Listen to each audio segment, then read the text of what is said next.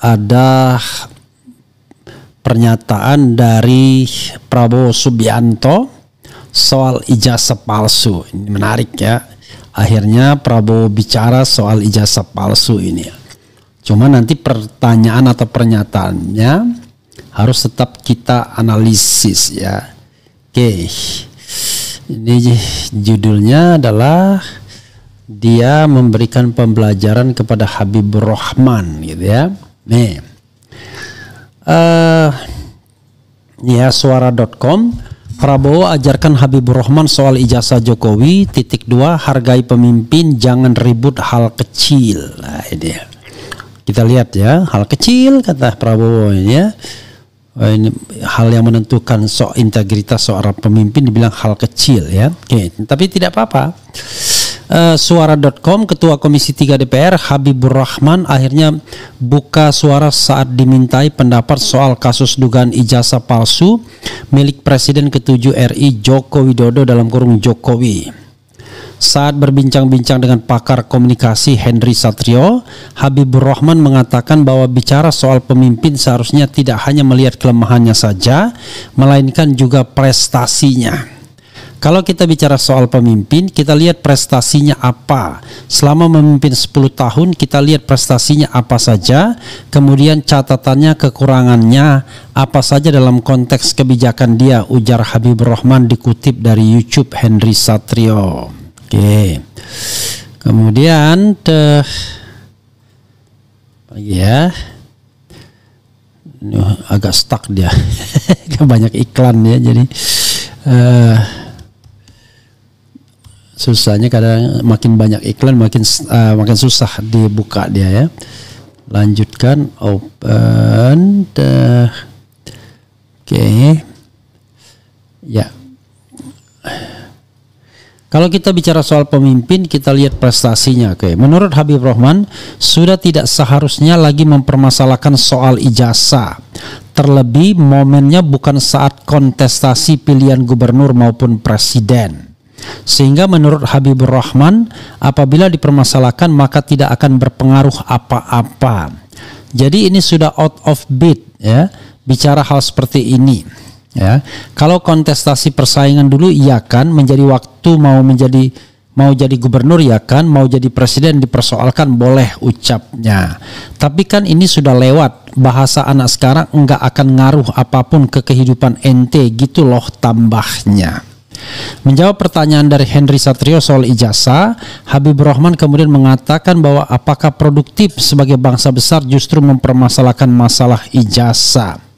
Jadi apakah produktif kita sebagai bangsa besar mempersoalkan hal tersebut sebutnya. Kemudian anggota DPR fraksi Gerindra itu mengatakan bahwa dirinya sempat diajari oleh Presiden Prabowo Subianto untuk menghargai para pemimpin maupun mantan-mantan pemimpin dengan menerima baik dan buruknya. Saya diajari Pak Prabowo, hargailah pemimpin Anda, mantan-mantan pemimpin Anda, seberapapun baik dan buruknya, terangnya. Jangankan hal kecil soal ijazah, misalnya Pak Harto dengan berbagai kontroversinya, Bung Karno ajaran Pak Prabowo itu hargailah. Selalu nilai yang positif dari pemimpin-pemimpin kita, tambahnya. What? Habibur Rahman menyebut bahwa kini yang dibutuhkan adalah persatuan bangsa dan tidak meributkan hal-hal yang tidak produktif, sehingga fokus untuk mendukung program populer pemerintah seperti program makan bergizi gratis hingga sekolah rakyat. Yang kita perlukan itu persatuan. Kalau kita cari macam hal kecil begitu, kita ribut terus, ribut enggak produktif sebutnya. Menurut Habibur Rahman, ketika pemerintah tengah berupaya untuk mensukseskan program-program populer, justru dihantui dengan narasi soal perkelahian ijazah Jokowi yang tak kunjung selesai. Oke. Kita bacakan ya. Ketika kita berupaya mensukseskan ini, tapi narasi yang muncul tiap hari orang berkelahi soal ijazah aja sebutnya. Sekarang lebih baik kita satukan energi, sukseskan MBG, Koperasi Merah Putih, Sekolah Rakyat, program-program yang populer imbuhnya. Oke, sobat era sekalian, coba kita endapkan ya. Dan kemudian coba kita lihat apa yang dikomentari oleh Rizal Fadilah. Ya. Rizal Fadilah bilang Habibur Rahman ngawur pisan, dia bilang begitu ya. Coba kita bacakan apa yang disampaikan Habibur Rahman. Saya ingin objektif dulu ya, melihat perspektif orang, baru kemudian saya mau komentar ya. Tapi baca dulu, Habibur Rahman ngawur pisan. Ini mungkin model politisi busuk. Anggota DPR fraksi Gerindra menyatakan bukan saja mempermasalahkan soal ijazah sebagai hal yang kecil, tapi nggak akan ngaruh. Ketika itu diarahkan pada Jokowi, maka menurutnya kita perlu melihat prestasi Jokowi selama 10 tahun di samping tentu kelemahan. Dalam perbincangan dengan pakar komunikasi Henry Satrio, Habibur Rahman menyatakan bahwa mempermasalahkan ijazah hanya relevan saat kontestasi gubernur atau presiden, di luarnya tidak penting lagi. Menunjuk pada arahan Prabowo yang harus menghargai pemimpin atau mantan pemimpin, ia menafikan persoalan ijazah dan minta perhatian besar pada program makan bergizi gratis. Memang para anggota DPR model seperti ini. Di tengah sorotan tingginya penghasilan anggota dewan dan minimnya prestasi, justru ngomongnya tidak bermutu alias berkualitas rendah. Apalagi sekelas ketua komisi. Sebelumnya rakyat mengurut dada atas omongan anggota DPR lain Sahroni yang memberi predikat tolol kepada yang memasalahkan eksistensi DPR, bubarkan. Nanti kalau soal Sahroni ini coba kita saya mau ini jedah dulu ini ya. Jedah dan kemudian mau bicara menampilkan video orang yang menentang Sahroni debat ya. Oke, ini ada coba nih. Jadi ini ada yang menantang, kalau sudah siap nanti omongkan ya. Ini ya di RH Foto ya. Foto dan video. Ini kalau sudah siap nanti siapkan. Oke, saya bacakan terus ya. Sebagai selingan tuh orang mau nantang debat Sahroni ya. Kemudian sekurangnya ada 3 ciri tidak bermutu atau berkualitas rendah atau omong ngawur Habibur Rahman, kader andalan Gerindra yang advokat, mantan aktivis dan dahulu tim hukum Jokowi Ahok tersebut, yaitu pertama, ijazah bagi orang biasa mungkin kecil dan enggak ngaruh, tetapi bagi seorang presiden dan mantan presiden sangat penting dan berpengaruh. Betapa besar akibat hukum yang ditimbulkan jika selama menjabat sebagai presiden ia membohongi atau menipu rakyat dengan ijazah palsu, segala kebijakan menjadi zong. Oke. Kedua, keliru memahami menghargai presiden atau mantan presiden tanpa syarat. Jika ia pemalsu dokumen, koruptor, perampok SDA, pelanggar HAM, atau pengkhianat bangsa, patutkah dihargai? Sanksi pidana berat hingga mati dengan digantung pun dimungkinkan. Oke. 1, 2, dan 3 saya. Ketiga, naif sekali membandingkan ijazah Jokowi dengan makan bergizi gratis. MBG justru bisa menjadi program tidak penting, sekadar pencitraan, dan tidak efektif. Program omon-omon gratis. Ijazah palsu adalah racun untuk segala makanan, baik bergizi atau tidak, gratis atau berbayar. Semangat atau gerakan bubarkan DPR jelas inkonstitusional. Akan tetapi isu itu harus dibaca sebagai cermin dari kekecewaan memuncak rakyat atas perilaku para anggota dewan. Berpendapatan besar, kerja santai, hidup mewah, pelayanan berlebihan, kolusif dan nepotis, pembeli gelar, tukang stempel, serta tidak peduli pada nasib rakyat bawah. Habibur Rahman jauh dari teladan. Anda rakyat bisa merecall maka model seperti ini yang layak untuk secara paksa ditarik. Tentu bersama anggota dewan lain yang gemar nyopet, merayap dan mengendap-endap serta mengendus berbagai proyek. Penjahat berjas dasi itu berkeliaran di gedung yang nyaman dan terkawal ketat. Mereka memang bukan rakyat tetapi wakil rakyat, berhak mewakili untuk bermobil banyak dan mewah, berumah besar, berpelesir ke luar negeri, serta bermain dari hotel ke hotel. Rakyat dianggap telah memberi kuasa penuh kepada mereka untuk berbuat apa saja. Sesungguhnya Indonesia bukan negara miskin, tetapi kekayaannya sudah dirampok oleh segelintir orang serakah, yang diantaranya adalah anggota DPR yang hedonis, pengecut, sok kuasa dan terkutuk. pemerhati politik dan kebangsaan, Bandung 28 Agustus 2025. Luar biasa ya. Baru kemarin Rizal Fadila, kemudian ini ya, baru kemarin langsung buat lagi tulisan. Oke, apa yang ingin saya katakan ya terhadap apa yang disampaikan baik oleh Habibur Rahman maupun oleh Rizal Fadila. Begini, sobat era sekalian, negara ini begitu besarnya, begitu banyak dan kompleksnya persoalan. Satu itu dulu ya. Tidak bisa kemudian semua rakyat digiring oleh apa yang diinginkan oleh pemerintah atau penguasa. Masalah MBG lah, masalah sekolah rakyat lah, masalah koperasi merah putih lah. Karena masyarakat punya concern, kepedulian, perhatian, nilai, ukuran tersendiri. Yang paling penting adalah bagaimana itu semua diwadahi dalam sebuah dalam sebuah tatanan politik yang demokratis dengan berpedoman pada good governance, clean government.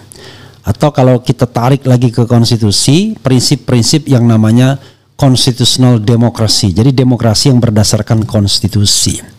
Jadi orang mau ngomong MBG boleh, ngomong tentang ijazah palsu boleh, ngomong tentang apapun boleh. Itu prinsipnya dulu ya. Jangan kemudian wakil rakyat belum apa-apa sudah defensif, apalagi ketua Komisi 3. Bayangkan mereka yang mengatakan ijazah Jokowi palsu ini bersurat untuk diterima Komisi 3. Nah, kalau Komisi 3-nya sudah, ketuanya sudah begini, kan terkesan dia ada skeptisisme. Dan aneh memang DPR dari dulu. Dia skeptis dengan urusan rakyat, padahal dalam kasus ijazah palsu ini saya mengatakan ada dua statement yang sama-sama harus dihargai karena belum ada putusan pengadilan yang berkekuatan hukum tetap. Statement pertama adalah ijazah Jokowi asli, statement kedua adalah ijazah Jokowi palsu. Itu dua-duanya sah secara demokratis untuk dikemukakan dengan berbagai alasan. Yang menjadi tidak benar, yang tidak sah adalah, tidak konstitusional adalah ketika Anda mengatakan ijazah Jokowi asli itu dianggap sah, konstitusional, legal, tapi ketika mengatakan ijazah Jokowi palsu dianggap inkonstitusional, kejahatan, kemudian perlu dikriminalkan. Padahal kita belum mendapatkan kebenaran. Siapa yang benar di antara dua pihak ini? Apakah pengusung ijazah palsu? Apakah pengusung ijazah asli? Kan ada yang namanya perdebatan yang sedang berkontestasi sekarang. Ya, jadi tidak bisa kemudian mengatakan sudah selesai saja, ini nggak penting dan lain sebagainya. Jadi barangkali bagi pemerintah nggak penting, bagi rakyat penting, atau sebaliknya. Bagi rakyat nggak penting, bagi pemerintah penting. Contoh misalnya makan bergizi gratis. Ya sebagian orang barangkali nggak penting, tidak langsung berkenaan dengan hajat hidup mereka. Ya, koperasi merah putih barangkali tidak langsung berkenaan dengan hajat hidup mereka. Kan tidak semua itu urusan rakyat Indonesia. Itu satu hal ya. Hal yang kedua yang harus saya underline adalah kok menyederhanakan sekali persoalan ya. Saya setuju dengan Rizal Fadila. Kok menyederhanakan sekali persoalan seolah-olah nggak penting soal ijazah dan lain sebagainya. Bagaimana nggak penting ketika itu misalnya ada indikasi, ada dugaan bahwa seorang pemimpin itu terpilih dengan dugaan ijazah palsu. Itu konsekuensinya macam-macam ya, sebagai sebuah pembelajaran. Apa pembelajarannya? Satu, untuk administrasi pemerintahan atau administrasi KPU. Kan betul-betul ini adalah sebuah ujian. Bagaimana mungkin lolos semua, mulai dari KPU Solo, KPU DKI sampai KPU Nasional, lolos semua. Oke, berikutnya adalah kita bicara tentang good governance dan clean government. Di negara lain, sobat era sekalian, kesalahan kecil saja sudah membuat seorang pejabat mengundurkan diri atau minta maaf. Kesalahan kecil saja. Misalnya, jamak diketahui bahwa pemimpin gara-gara dia menerima sumbangan di luar ketentuan perundang-undangan, dia lalu mengundurkan diri. Ahli kita diduga melanggar HAM, diduga korupsi, diduga-duga macam-macam, malah kemudian ingin dibela mati-matian. Jadi kita itu tidak melupakan jasa pemimpin, tapi tidak juga melupakan kejahatannya kalau ada kejahatan yang dilakukan. Bagaimana kemudian kita hidup hanya dengan keberhasilan yang kita anggap keberhasilan pemimpin, padahal itu semu, tidak penting bagi rakyat. Misal membangun infrastruktur tapi kemudian meninggalkan utang yang kemudian membuat kita semua susah. IKN menjadi maju kena mundur kena, menjadi beban bagi rakyat Indonesia. Tidak hanya pemerintahan Presiden Prabowo, mau diapakan, uang tidak ada, dan lain sebagainya dan lain sebagainya. Jadi sahabat era sekalian, rasanya aneh gitu ya. Coba kita dengarkan potongan videonya. Berapa menit itu? 2 menit. Coba kita dengarkan potongan videonya sambil kemudian kita kasih bonus terakhir. Ada seorang perempuan yang nantang berdebat dengan Sahroni. Sahroni nggak tahu apa masalahnya ya ketika dibilang tolol dan lain sebagainya. Coba silakan. Presiden ke-6, Presiden ke-7. Kalau Presiden ke-7 reuniannya kemarin, Presiden ke-6 dikait-kaitkan dengan ijazah Presiden ke-7. Nah, Ketua gimana tuh ngeliat itu? Boleh nggak memberikan pandangan kenapa kemudian masyarakat akhirnya mengkait-kaitkan dua presiden ini ke satu case yang sama gitu? Enggak ya, saya pikir kita bertanyakan lagi apakah kita produktif terlalu banyak mencurahkan energi ke soal hal tersebut. Apa ini? Kalau itu persoalan hukum, seberapa dampaknya kepada kehidupan rakyat? Kalau saya gampang, kalau kita lihat seorang pemimpin, kita lihat prestasinya apa, ya kan ya? Selama memimpin 10 tahun apa saja prestasinya, kemudian apa saja catatannya, kekurangannya apa itu dalam konteks kebijakan dia. Jadi ini sudah out of date bicara hal seperti ini. Kalau kontestasi persaingan dulu ya kan menjadi waktu mau running governor ya gubernur ya kan presiden persoalkan boleh. Tapi kan ini sudah lewat, sudah selesai lagi. Bahasa anak sekarang nggak akan ngaruh apapun ke kehidupan ente gitu loh. Apa gitu loh. Jadi apakah produktif kita sebagai bangsa besar yang mempersoalkan hal tersebut? Saya diajarin Pak Prabowo, hargailah pemimpin Anda, mantan-mantan pemimpin Anda seberapapun baik dan buruknya. Ya, jangankan hal kecil soal ijazah. Misalnya Pak Harto dengan berbagai kontroversinya ya Bung Karno ya macam-macam lah mantan pemimpin kita. Ajaran Pak Prabowo tuh hargailah, selalu nilai yang positif dari pemimpin-pemimpin kita, ya kan.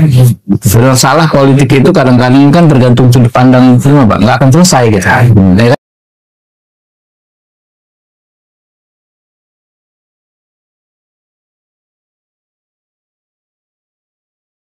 Halo teman-teman sebangsa setanah air, aku mau kasih update. Jadi 18 jam setelah aku tantang debat Ahmad Syaroni, ini beberapa update-nya. Yang pertama, aku udah dihubungi oleh Kompas TV dan udah live tadi pagi waktu Denmark untuk menyuarakan aspirasi dan argumen aku. Gimana nih, masa media lebih cepat dibandingin DPR yang 580 jumlahnya? Jadi tunjangan komunikasi dan tunjangan aspirasi kalian itu untuk apa? Mana pertanggungjawabannya kalau aspirasi masyarakat demo aja nggak ditemuin, dihajar sama polisi dan BRIMOB? Terus sekarang aspirasi yang cuma online aja kamu nggak berani gitu untuk bisa mendengarkan dan debat terbuka sama aku. Karena aku maunya debat profesional ya, aku nggak mau debat-debat asal ngomong. Karena kalau cuma menggonggong, anjing aku juga bisa. Kedua, aku dapat laporan dari wartawan bahwa tim Ahmad Syaroni udah bergerak untuk ke Pamulang. Pamulang itu asal aku di Tangerang Selatan, teman-teman. Jadi keluarga aku masih pada di Pamulang nih. Ahmad Syaroni, sampai kamu berani intimidasi keluarga aku atau ada intimidasi dari teman-teman di parlemen atau pemerintah Indonesia, aku habisin kalian. Ingat ya, aku bukan orang bodoh dan aku bukan orang miskin. Sampai kalian berani-berani mengganggu keluarga aku di Indonesia, akan aku cari support internasional, aku gulingkan kalian. Hati-hati kalian ya, aku adalah lulusan hubungan internasional dan aku adalah business development yang sangat handal di dunia. Jadi untuk sekedar ngedapetin support dari dunia internasional, nggak susah buat aku. Ketiga, dia ngepost ternyata gitu, katanya dia nggak berani diajak debat karena dia masih bodoh. Ahmad Syaroni, semua orang juga awalnya bodoh. Kita semua juga sama-sama nggak bisa ngomong waktu lahir. Tapi kita semua punya kemampuan untuk belajar. Makanya ayo kita debat biar kamu bisa belajar cara berargumen yang benar, yang profesional, yang tidak ngatain bos yang ngasih kamu makan setiap hari. Kamu selama ini petantang petenteng, nggak pernah kan diminta akuntabilitasnya karena kamu merasa kaya, kamu merasa crazy rich, kamu merasa di atas angin dan tidak tersentuh. Tapi kali ini kamu berhadapan dengan aku. Setiap hari akan aku tuntut akuntabilitas kamu untuk datang dan debat secara profesional sama aku. Kita buktikan siapa yang sebenarnya tolol di antara kita. Kamu yang makan duit rakyat dan ngatain rakyatnya tolol atau aku. Aku terbuka, mungkin aja aku yang tolol. Dan aku udah bilang, kalau memang aku yang tolol, dengan legowo akan aku support kamu Ahmad Syaroni. Tunjangan komunikasi cuma dibuat untuk posting-posting Instagram yang gak jelas gitu. 15 juta cuma buat kayak gitu, posting Instagram. Itu kan gratis semuanya teman-teman. Cuma sampai situ, ini bener-bener investasi bodong yang kita lakukan untuk ngebayar gaji dia. Pecat Ahmad Syaroni.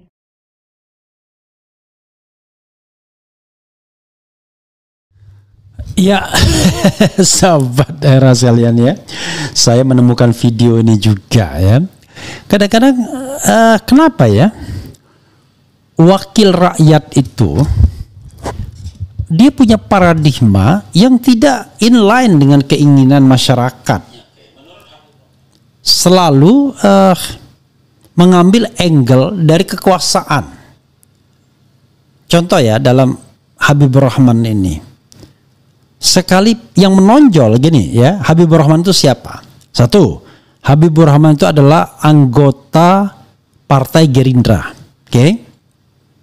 Di mana ketua umumnya adalah Prabowo Subianto.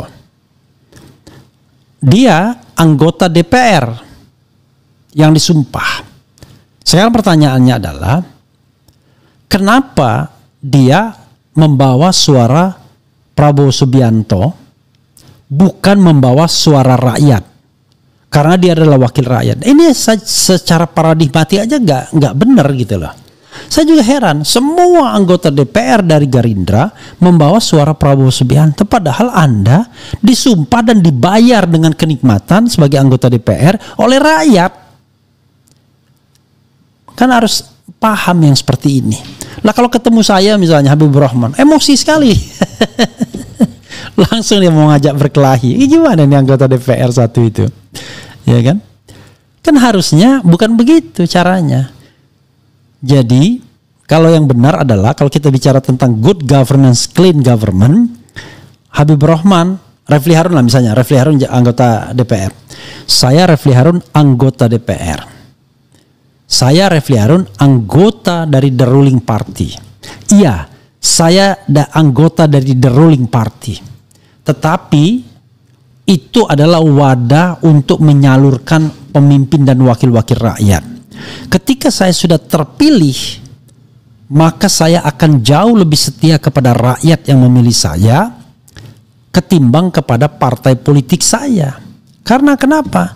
Karena uang, kehidupan, kenikmatan yang saya peroleh hari ini, mobil-mobil mewah yang saya peroleh hari ini, itu berasal dari pajak rakyat, dari status sebagai anggota DPR, bukan sebagai anggota partai politik. Sebagai anggota partai politik Anda tidak mendapatkan gaji apapun. Ya kalau ada proyek di luar sana karena Anda penguasa, Anda hengki-pengki itu soal lain. Tapi itu di luar percakapan kita.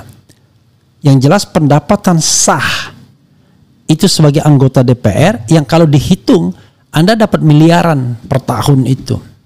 Ada uang dapil, ya, uang reses 5 kali setahun saja itu udah lebih dari 1 miliar sendiri. Konon ya lebih dari, ya saya tidak tahu ya, dulu 250 juta, mungkin sekarang 300 juta uang aspirasi, uang dapil. Oh tapi kan itu untuk dapil, kita tahulah nggak semuanya untuk dapil ya, dari cuma dimakan sendiri ya. Kita harus paham lah, tidak semua ya uang-uang yang diperoleh itu diperuntukkan untuk peruntukannya. Misalnya uang perumahan 50 juta per bulan sampai Oktober nanti, itu uang yang diperoleh mayoritas barangkali tidak untuk sewa rumah. Jangan-jangan untuk tambah mobil atau tambah-tambah yang lain. Jadi saudara sekalian ya, cara berpikir wakil rakyat ini kadang-kadang menyedihkan memang. Dan saya tidak tahu apakah Prabowo dikutip secara exactly precise oleh Habibur Rahman. Begini saudara sekalian, kadang sering ya ada omongan pemimpin yang merupakan basa-basi. Udahlah kita hargai pemimpin dan lain sebagainya, ya kan?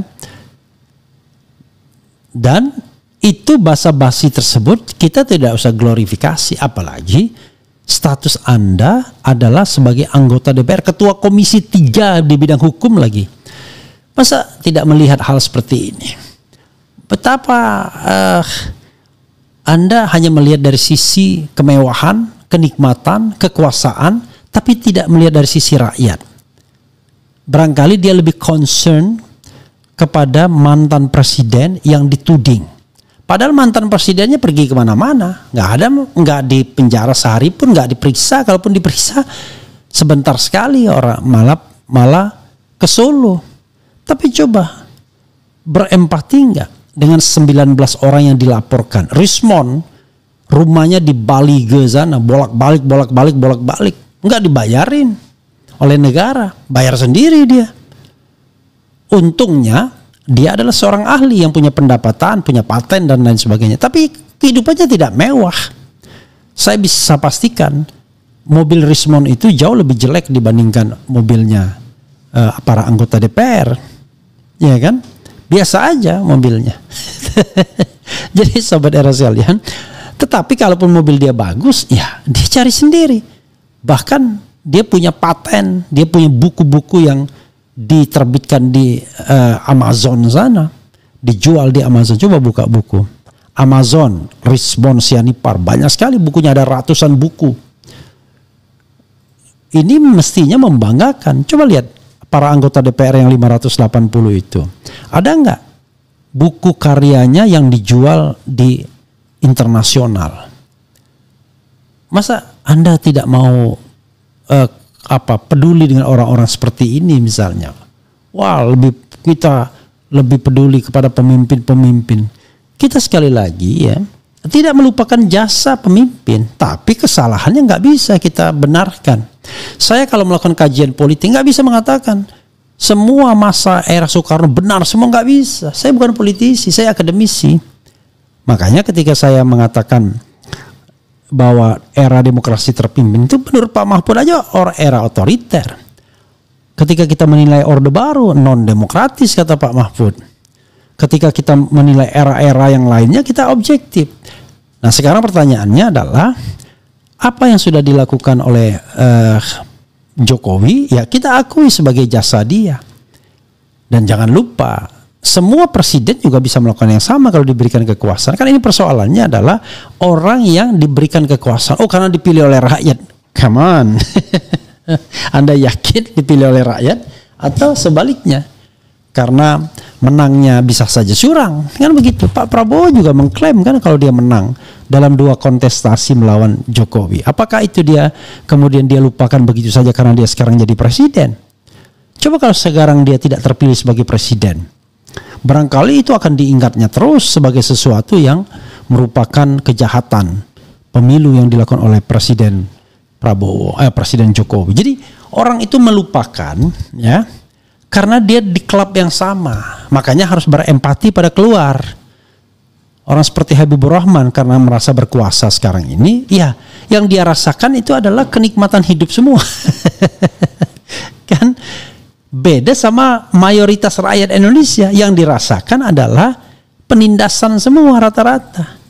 Kan orang yang nggak merasa ditindas itu karena dia nggak berani melakukan perlawanan, nggak berani bersuara. Coba kalau berani bersuara, mulai ada perasaan ditindas. Saya kasih contoh, yang namanya launching buku dilarang di hotel yang sudah di booking. Bayangkan, kan lucu.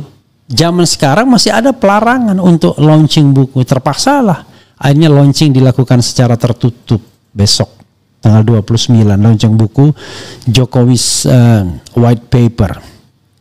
Untungnya yang menulis Jokowi's White Paper adalah orang yang terdidik dengan support yang besar. Coba Bambang Tri misalnya, ditangkap langsung, dihukum, padahal menulis buku itu bukan sebuah kejahatan, bro. Kejahatan itu adalah anggota DPR yang mendapatkan fasilitas negara mewah sekali tetapi bermalas-malasan, tidak mau kerja, tidak menyalurkan aspirasi masyarakat, kemudian hanya sibuk hengki-pengki di antara mereka, cari duit banyak, korupsi besar-besaran, mainkan anggaran dan lain. Itu yang namanya kejahatan, ya. Begitu ya yang harus kita pahami gitu. Oke, saudara sekalian, besok itu ada rencana peluncuran Jokowi's White Paper, ya. Mudah-mudahan bisa, kalaupun tidak bisa hadir, bisa dipantau di channel Refli Harun, ya. Dan kemudian kalau mau memesan silakan langsung direct, ya, kepada orang yang kemudian memang ditugaskan untuk mencatat pemesanan tersebut. Alhamdulillah sudah ada banyak pesanan, ya, ratusan dari cetakan 1000 ya, 1000 eksklusif, 1000 yang hardcover. Oh, Refli Harun dapat apa? Enggak dapat apa-apa, malah saya juga ikut beli dan banyak belinya. Jadi saudara sekalian, itu kita ingin menunjukkan concern berada pada garis perjuangan rakyat yang barangkali sudah dilupakan oleh para anggota DPR yang dulunya berteriak tentang perjuangan rakyat. Anda sampai sekarang enggak berpikir bagaimana suara hati keluarga KM50. Apakah karena kita harus menghormati pemimpin, kita lupakan saja kasus KM50 misalnya, di mana proses penanganannya aneh, tidak ada satupun yang kemudian dihukum bahkan sehari sekalipun, sementara 6 nyawa melayang misalnya. Kan nggak bisa juga, Kanjuruhan misalnya. Kita kan nggak bisa melupakan hal-hal seperti itu dari pemimpin-pemimpin kita. Pemimpin yang baik kita kenang kebaikannya, pemimpin yang zalim, ya kita harus tegakkan pengadilannya. Begitu sobat RH sekalian, ya. Coba kita bacakan komentar sobat RH sekalian terhadap hal ini, ya. Oke, coba kita bacakan, ya. Jujur aja udah maklum Prabowo masih butuh Jokowi, yang ada hanya omon-omon. Bilang saja Prabowo tidak mau membela RRT, begitu lebih jantan, Pak. Salam akal waras, pejuang kebenaran dan kejujuran dan keadilan, Dr. Rismon Sianipar, Dr. Rosuryo, Dr. Tifa, aset bangsa Indonesia yang harus dilindungi dan jaga, keren, cerdas, merdeka. Ini bukan hal kecil dan ini jauh lebih besar daripada kontestasi politik, ya. Sen kiri belok kanan kayaknya. Kok hal kecil sih? Gimana ini? Ini tentang kebenaran dan kejujuran loh. Masyarakat Indonesia yang dibohongi. Gimana sikap Presiden Prabowo? Kok masih belum tegas? Apa takut ya sama Jokowi? Ya. Bersih dulu dan adili Jokowi. Setelah bersih baru bisa wujudkan pemerintahan yang bersih, jujur dan adil. Assalamualaikum. Justru karena kontestasi nanti dianggap politik, justru sekarang lah ijazah ini dipersoalkan karena 10 tahun kita dipimpin dengan karakter yang pakai ijazah palsu. Orang ini semua dianggap politik. Oke. Yang jadi inti masalah adalah kebohongannya. Bila berkata bohong dibiarkan saja, maka kebohongan akan menjadi kebiasaan dan seolah-olah baik-baik saja, dan itu merusak moralitas bangsa. Pemimpin yang antara penyembah berhala pasti akan melindungi berhalanya. Dasar pemimpin sableng, orang enak hidupnya menggunakan dokumen palsu. Ijazah terus DPR MPR lagi bentrok, bosan ijazah terus ya. Hal kecil ijazah palsu kok kecil, Mbah Bowo konslet ya wis pikun mbah. Oke, nggak boleh ngatain ya. Jadi saya bacakan tapi saya langsung disclaimer, nggak boleh ngatain. Padahal pemilu mendatang isu ijazah palsu bakal dia gaungkan untuk menyerang capres yang didukung partai gajah. Ya, coba seandainya nanti Prabowo kontestasi lagi dan berhadapan dengan Gibran dari partai gajah, gimana ya? Untuk orang yang gak peduli etika, masalah kejujuran emang gak penting. Bang Refli sekali-kali bahas hal selain ijazah, kan sudah. Anda gimana? Saya undang 2 orang ya, Tito Sulistyo dan Fuad Bawazir. Itu orang-orang Prabowo semua, orang-orang yang dekat dengan lingkaran kekuasaan Prabowo semua. Orang-orang yang tidak ngomong soal ijazah palsu, tapi orang-orang yang betul-betul ingin memuji, selalu berada di lingkaran kekuasaan pemerintah, kan begitu ya. Mereka bukan orang-orang yang head to head dengan pemerintahan sekarang ini ya, tapi orang-orang yang ingin mengapresiasi pemerintahan. Nah, masalahnya ya memang peminatnya sedikit yang nonton sedikit, padahal 2 jam, 1,5 jam saya interview mereka. Tetapi nanti kita potong-potong, mudah-mudahan akan menarik ya. Gitu. Kemudian padahal pemilu mendatang apa lagi? Singkirkan termul-termul dari kepemimpinan Prabowo, penjarakan LBP korupsi di 29 jabatannya. Kita nggak tahu ya kalau gitu ya. Prabowo bagian dari Mulyono, hidup Jokowi. Prabowo takut dilengsarkan oleh geng Solo, Prabowo maksudnya ya. Apapun, ada pengaruh atau enggak ada pengaruh, buktiin aja asli atau enggak gitu. Bagi rakyat kan yang penting pemerintah bikin kebijakan yang mensejahterakan seluruh rakyat. Enggak masalah enggak ada MBG. Oke. Bro, ya. Gampang untuk menghentikan polemik ijazah palsu itu. Kan Anda bilang nggak penting. Karena nggak penting itulah suruh Jokowi mempertunjukkan ijazahnya. Udahlah, kok Anda mau ribut-ribut, tunjukkan dong ijazahnya.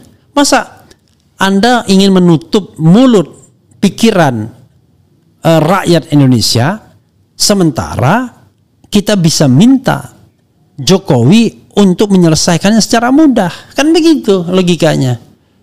Daripada Anda minta kepada seluruh rakyat Indonesia, tidak jelas berapa jumlahnya yang ingin bersuara tentang ijazah palsu ini, lebih baik Anda minta kepada Jokowi aja.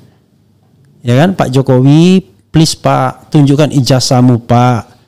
Ya, berikan ijazahmu Pak. Suruh Polri untuk melakukan disclosure Pak. Biar masyarakat selesai dan tenang. Akan selesai dan tenang kalau asli, tapi tidak akan selesai dan tidak akan tenang kalau palsu. Memang kan begitu. Oke. Kalau begitu berarti mereka membela ijazah palsu Jokowi. Parah banget sih pikiran pemimpin begini. Prestasinya juara 3 OCCRP. Memang hal kecil, hasil lab bilang identik. Pihak kampus sudah bilang asli. Terus mau apa lagi? Nggak percaya ya silahkan tunggu aja pengadilan. Ntar ngapain ribut-ribut? Mending mikir yang lain. Dasar keledung. Ya oke, saya bacakan saja ya. Dobol. Kita balik. Nah, kalau kecil kenapa nggak berani ditunjukkan? Kan begitu. Macan jadi kucing, jenderal jadi OB. Sudah kalau begitu Presiden Prabowo buat kepres ijazah itu nggak penting, mau melamar kerja, mau calon kades dan sebagainya jangan pakai ijazah. Ini bukan hal kecil tapi ini tentang tertib administrasi kebenaran. Kemudian RH, orang sudah muak dengan narasimu, setiap hari itu saja. Kebencian, provokasi, apakah sudah tidak berkah lagi ilmumu? Jangan berjuang hanya untuk kelompokmu yang akan mendowngrade kepakaranmu. Kelompok saya itu siapa ya? Anda bisa nggak sebutkan siapa kelompok saya? Atau saya berkelompok di mana? Ya kan? Yang berkelompok itu ya orang yang sering berhadapan dengan saya. Andi Azwan jelas kan berkelompok dia. Kemudian Freddy Damanik berkelompok. Refli Harun kan nggak berkelompok. Saya bukan apa-apa kan? Ya. Oh saya kami. Oh kami beda sama ijazah palsu. Bahkan kami nggak ada kaitannya sama ijazah palsu sekalian.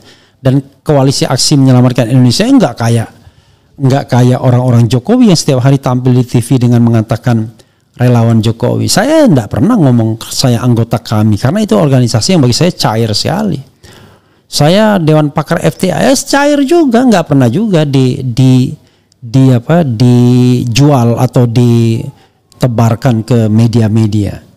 Saya berdiri atas kaki sendiri, Refli Harun. Ada yang menyebut saya pakar hukum tata negara, alhamdulillah. Kan begitu. Jadi kalau saya dibilang kelompok, mana kelompok yang mana? Dasar. Kemudian habis lihat demo chaos ya. Kemudian judulnya tidak sesuai dengan isinya. Ya sesuai lah, masih sesuai kan? Karena ada perkataan Prabowo di situ yang disampaikan oleh Habibur Rahman, ya kan? Dengan itu kan? Udah berbulan-bulan bahas ijazah terus tapi nggak ada ujungnya. Sekali-sekali buat kritik ke pemerintahan Bang Refli seperti kebijakan Prabowo yang blunder karena itu yang nantinya berpengaruh ke masyarakat. Sudah, saya juga mengkritik Prabowo kan. Tetapi kalau kita mau mengkritik tentu dengan expertise kita. Saya nggak bisa mengkritik MBG karena it is not my expertise. Tapi saya bisa kritik pengangkatan Mayor Teddy karena it was my expertise ketika dia dilantik sebagai sekretaris kabinet yang katanya eselon 2. Baru kali ini saya kira ada eselon 2 menerima bintang ya kan, kehormatan, bintang Mahaputra. Kursi empuk itu telah membutakan mata dan hatinya ya. Dia bilang, oh Refli Harun lo nggak cocok pakai topi koboi. Ya nggak apa-apa juga, nggak cocok. Kemudian Teguh Santoso, apa? Justru karena kontestasi nanti dianggap politik, oke lah, oke.